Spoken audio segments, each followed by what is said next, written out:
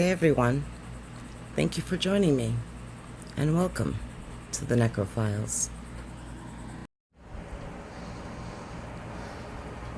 Charles Nigg was born to Kenneth Nigg, a wealthy executive, and his wife, Oi Ping, on December 24, 1960, in Hong Kong. His birth held an important role in his family, being Kenneth's and Oi's third and last child, and only boy. Kenneth was a strict parent and expected much of his son. He believed that a good education would bring Charles success, happiness, and a good life, and he consistently pushed Charles to do better in his studies. But Charles didn't share his father's feelings. He was a lazy student and routinely received low grades.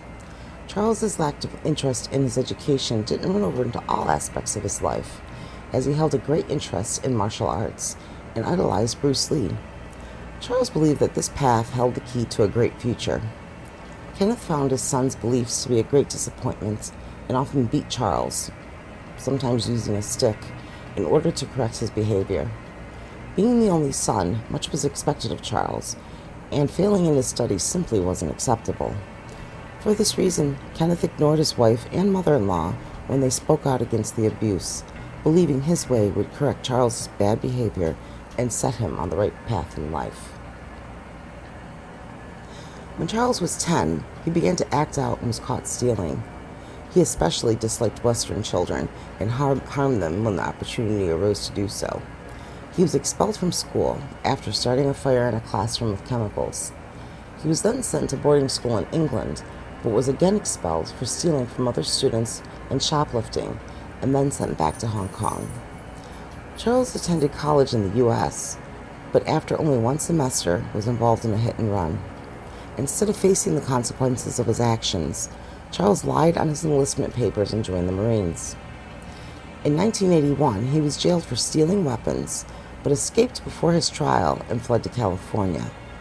In California, he met Leonard Lake and lived with Leonard and his wife, Clara Lynn, until he and Lake were arrested by the FBI on weapons charges. Nigg was convicted and sent to Leavenworth Penitentiary in Kansas. Nigg was released from prison 3 years later when he reunited with Lake at a rented, secluded cabin in California. During this time, in 1984 and 1985, Nigg and Lake began their murders.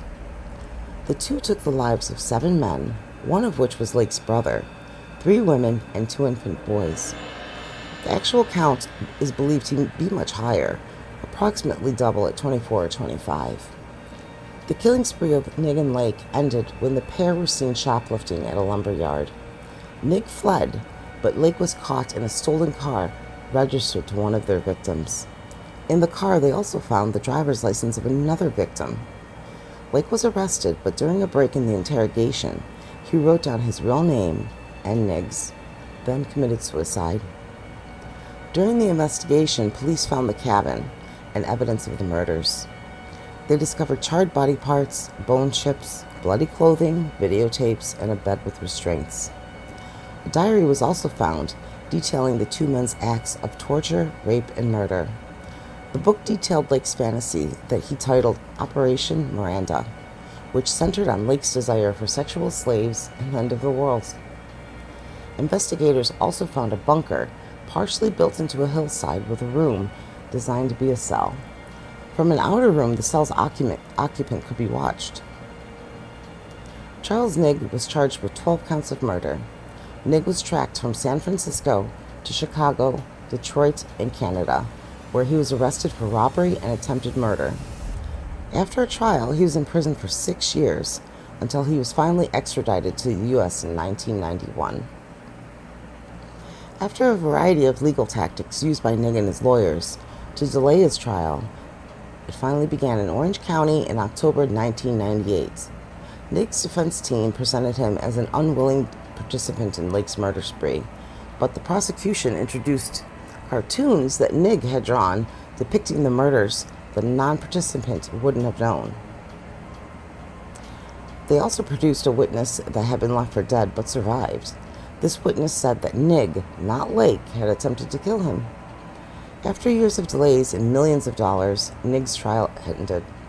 He was found guilty of the murder of 6 men, 3 women, and 2 infants. The jury recommended the death penalty and the judge imposed it. As of May 2019, Nig was on death row, where he continues to appeal his death sentence.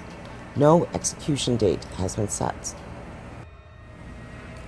If you liked our video, please remember to like, subscribe, share, and hit the notification bell so that you don't miss anything in the future. Good day from the Necro Files.